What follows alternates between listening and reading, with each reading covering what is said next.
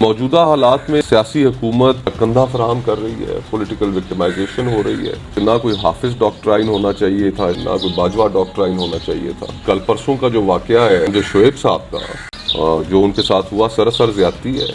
Hello دوستو، میں ہوں رضوان سلطان اور آپ دیکھ رہے ہیں میرا ڈیجیٹل چینل۔ امپورٹڈ سرکار کے اس بدترین دور میں جس طرح سے پولیٹیکل وکٹمائزیشن ہو رہی ہے، جس طرح سے چھوٹی چھوٹی بات پہ چھوٹے چھوٹے معاملات میں لوگوں کو غدار بھی کہہ دیا جاتا ہے، بغاوت کے مقدمے ہوتے ہیں، دہشت گردی کے مقدمے ہوتے ہیں۔ کسی نے سانس لے لیا، اس پہ دہشت گردی کا مقدمہ کر دو۔ کوئی آپ کو راہ چلتے نظر آ گیا، اس پہ بغاوت کا مقدمہ کر دو۔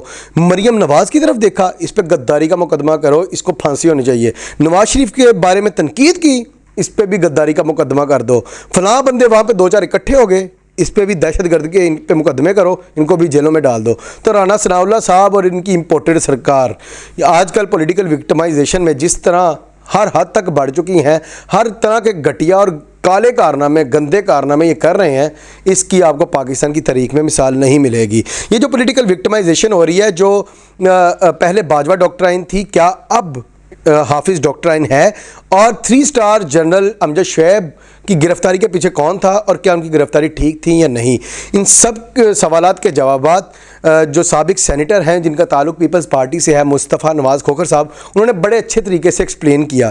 موجودہ حالات میں سیاسی حکومت اپنا کندھا فراہم کر رہی ہے، پولیٹیکل وکٹمائزیشن ہو رہی ہے، اور اس پولیٹیکل وکٹمائزیشن کا جو نقصان ہے وہ الٹیمیٹلی پالیٹکس کو ہو رہا ہے۔ اسٹیبلشمنٹ کا جو اثر ہے ہماری پالیٹکس میں، اور جو پچھلے 1 سال ساری ہماری سیاست صرف ایک اپوائنٹمنٹ کے ارد گرد ریوالو کرتی رہی، تو وہ ہم نے سسٹم کے اندر ایسی چیزیں خود پیدا کر دی ہیں کہ جو سسٹم کو ڈیسٹیبلائز کرتی ہیں۔ لوگ ان کو اس چیز کو اپنے فائدے کے لیے یا کسی اور کو نقصان دینے کے لیے استعمال کرتے ہیں۔ اب یہ جو ایکسٹینشن کا جو قانون ہے، میں تو یہ سمجھتا ہوں، اور جس وقت یہ پاس ہو رہا تھا اس وقت برملا ٹی وی پر بھی کئی پروگرامز میں اس کا اظہار بھی کیا کہ یہ قانون ٹھیک نہیں ہے، اور یہ قانون ہمیشہ ملک کو جب بھی کسی بھی آرمی چیف کا ٹینیور آخر تک پہنچے گا تو یہ ایکسٹینشن کی گفتگو شروع ہو جائے گی، اور پھر ڈیسٹیبلائزیشن۔ تو پھر کس نے جا کر آپ سب کو بٹھایا تھا پارلیمنٹ کے اندر اور ایکسٹینشن دی تھی؟ اس وقت تو آبویسلی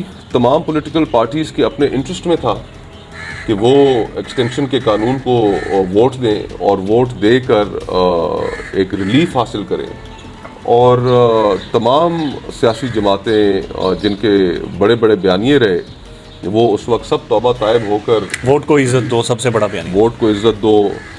مولانا فضل الرحمان صاحب کی ایک بڑی مخصوص پوزیشن تھی، پیپلز پارٹی کی تھی، اور سب نے اس کو پس پشت رکھتے ہوئے ایک عمدہ مثال قائم کی۔ اور عمران خان صاحب سر اکثر کہتے ہیں کہ پاکستان میں جو 8 ماہ کے اندر ایک فاشزم ہوا، جو ظلم ہوا، جو ہیومن رائٹس وائلیشن جن کے بارے میں آپ بات چیت کر رہے ہیں، جنرل باجوہ صاحب کی وجہ سے ہوئی ہیں، تو ایکسٹینشن دے کر کہیں نہ کہیں آپ لوگوں نے وہ راستہ پرووائڈ کیا جس کی وجہ سے اس معاشرے میں لوگوں کے اوپر، صحافیوں کے اوپر یہ ظلم، جبر اور یہ ساری زیادتیاں ہوتی رہی۔ دیکھیں، ایک انفارچونیٹ پیریڈ تھا، ڈارک پیریڈ تھا، اس میں تو کوئی شک نہیں۔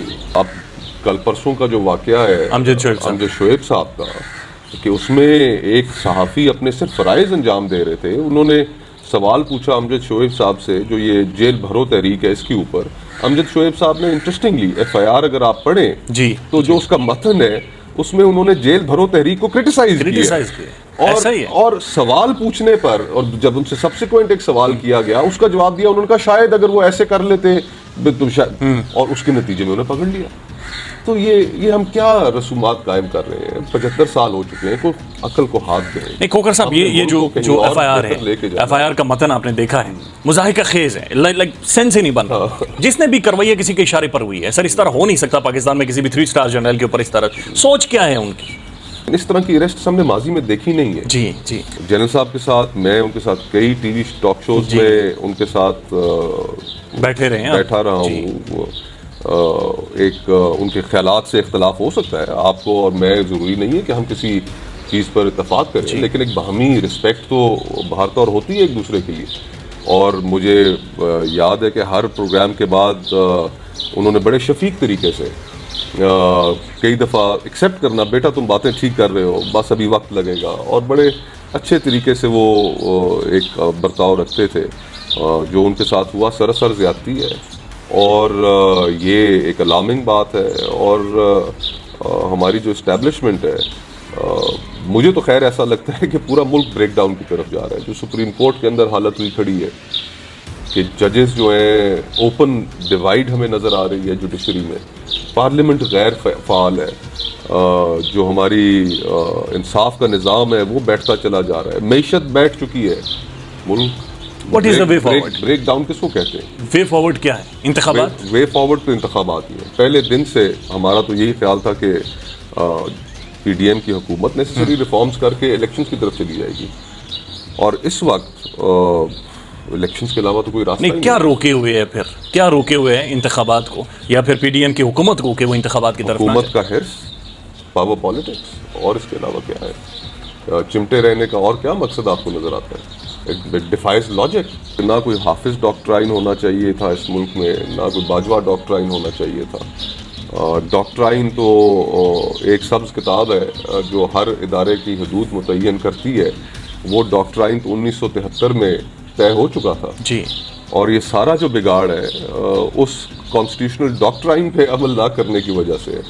اور یہ ہم گاہے بگائے جو ڈاکٹرائنز ہمارے سامنے آتے رہتے ہیں، انہوں نے ملک کے اندر سوائے ڈیسٹیبلائزیشن کے، ملک کو ایک غلط سمت میں لے جانے کے، کیاس پیدا کرنے کے، اس کے علاوہ تو کچھ بھی نہیں کیا. ابھی بھی فیصلے بند دروازے پارلیمنٹ جو ہے اس کی کیا وقت ہے؟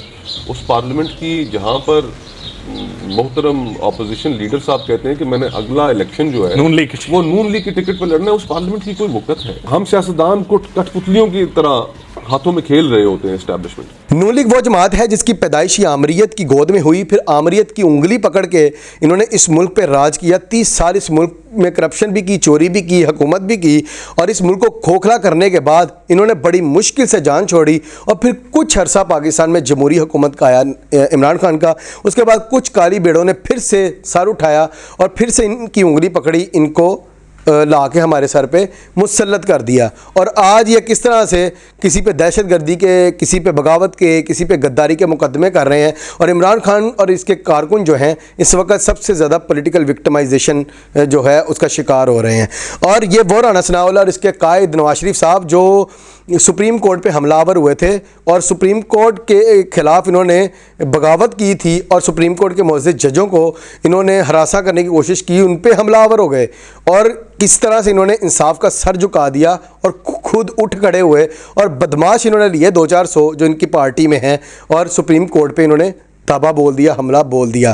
تب پاکستان کی عدلیہ کو چاہیے تھا کہ ان پہ بغاوت کے، غداری کے مقدمے کریں اور ان کو وہیں پہ پھانسیاں دی ہوتی تو پاکستان کی آج یہ حالت نہ ہوتی جو بدترین آج پاکستان کی حالت ہے. اپنی رائے کا اظہار کمنٹس میں ضرور کیجیے گا. اگلی ویڈیو میں ملتے ہیں، تب تک کے لیے اللہ حافظ.